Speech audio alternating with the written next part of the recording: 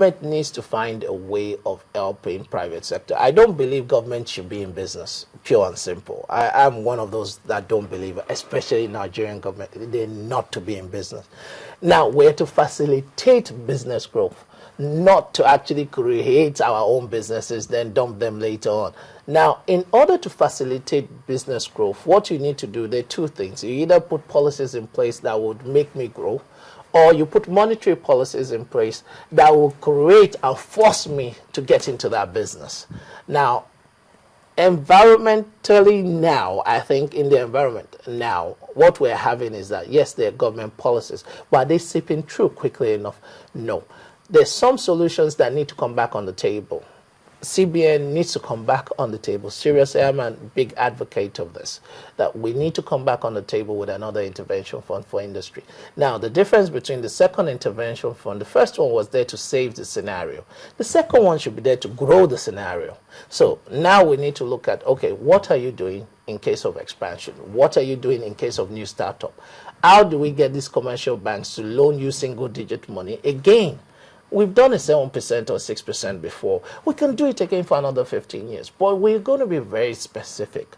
We want new growth. We don't want you to actually develop only... They gave this money to as little as 10 million went to people. So it's... Companies got this money in the manufacturing sector. It's not that they didn't get it. What we just need to say is that, look, is it about time that you bring another one on the table? So this same manufacturing can move from the same 5% of total GDP to maybe the next 5 or 10%. Now, you must continue to do the intervention to actually grow your sectors away from our sector. And once we're able to do that, I think we would see a lot more Nigerians or a lot more companies actually developing manufacturing sector. And the key growth in manufacturing, it has a very big advantage. There's no manufacturing sector that doesn't have knock-on effects in terms of change of supply ends that actually would impact that same manufacturing sector or be created outside it. I've been to a scenario, then we ourselves don't help our country to grow. I'll give you an example. Today, we've had an issue over Russell and now this American company over Akwa Ibom, the Alcon factory, aluminum smelter. I'll give you the same example in Ghana. Ghana has the same Akwa, which is still running today. Now, but when they set up that company, they sold it to the foreigners, they messed it up, they bought it back, but this time told the foreigners, come and run this company. They told Aqua, run this Valco. Now, but in running Valco, what does Aqua want to do? I want to send in aluminium, turn it into aluminium, and ship it out as export, totally. Now they said, no, that's not an agreement we want to have. Yes, we don't mind you shipping out, using our factory and shipping out for export, but we want to grow our own economy and diversify away into some other thing. They got them to actually accept that 30 to 40% of every monthly production must go to 2 or 3. And it was signed as an agreement. They must sell it to about 3 different manufacturers locally that must convert this thing into other added value products. So that's what we should be looking at doing as well. But unfortunately, guess what happened to Nigeria's own agreement with Russell? We didn't even bother to put that into place. 4 years ago, I called this MD of Russell and asked him, I want to do the next phase of aluminium production in Nigeria for my product. You have an aluminium smelter. I can buy the thing from you. And do you know the answer from the guy? He said, yes, we have production capacity, but currently Nigeria is not our direction. So they're using our facility to produce this aluminium and total export. Now, it's unfortunate. I had to think to myself, who the heck sold this thing to this guy? Which means we should be reviewing our policies and regulatory frameworks as well to make sure that we can indigenize all of this. Because if it did, even if it sold 20,000 aluminium to locals, I can tell you, categorically, there's so many manufacturers importing billets into Nigeria today just to produce their aluminium profiles, tower aluminium. There's so many examples in the industry. Now, unfortunately, there's no added value because they're all still importing billets. And we have some smelter that can even give us the billet. It will reduce our import. It will reduce our dependence on containers coming in.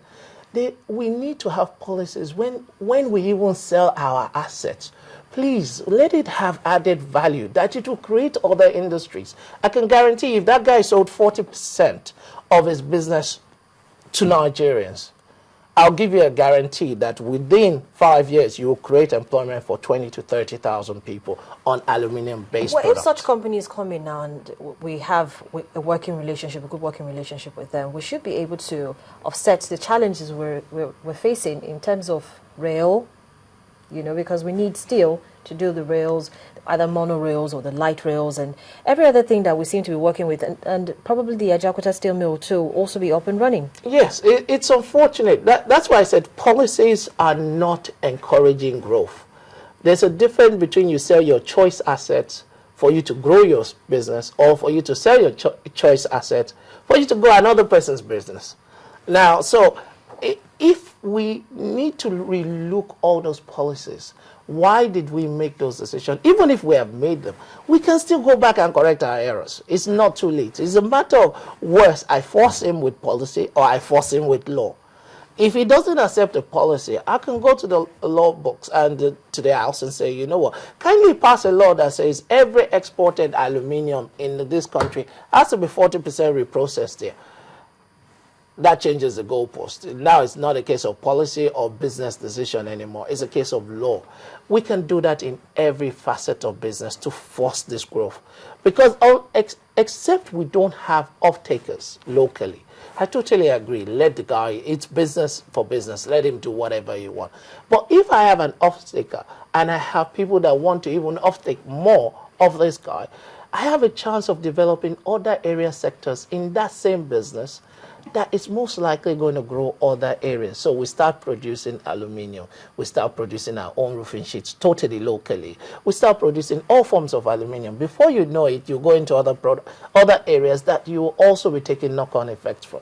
Let's look at another area. Recently, the Manufacturers Association released a report saying that about 70% of textile materials entering the country are smuggled. Correct.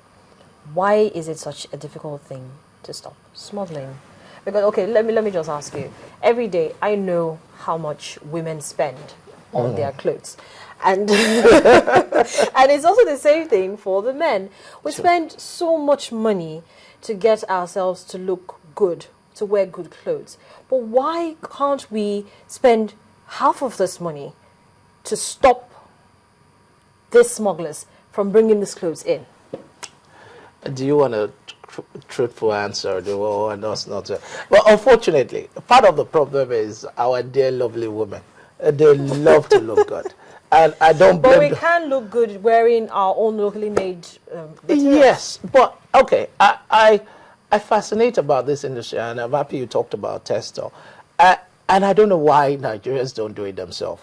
It's fascinating that we go to Austria, Switzerland, and we make clothes that they don't wear for ourselves, and they're making it for us.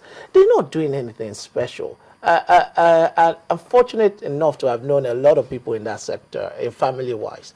And I find it fascinating that we cannot develop this sector ourselves.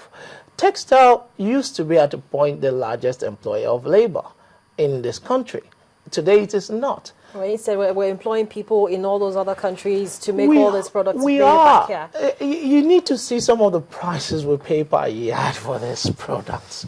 And it's absolutely ridiculous. So why are we finding it so difficult to stop? I don't think it's impossible. Personally, in my view, I've checked the books. It is possible to make this thing locally. But I think we have this mentality. It is not Swiss. It is not Korea. Now, even those categories of clothing have a category of what we feel we should wear. Now, we're mentally already pricing it. Now, so it makes it difficult for the guy local that say it's made in Nigeria to sell, because we have grown away from it being proudly made in Nigeria to how Swiss is it or how Austrian is it. If it's not that close to those figures, or you don't hear that brand name that is close to it, it's like buying a shirt and say, is it Ralph? If it's not Ralph, I'm not wearing it. Unfortunately, we're not helping the guy that wants to set up that business, because all he sees is barriers to entry for you to buy his product. Now, but I think it is practical and possible for we to either decide as a business to set up shop still here. Now, meat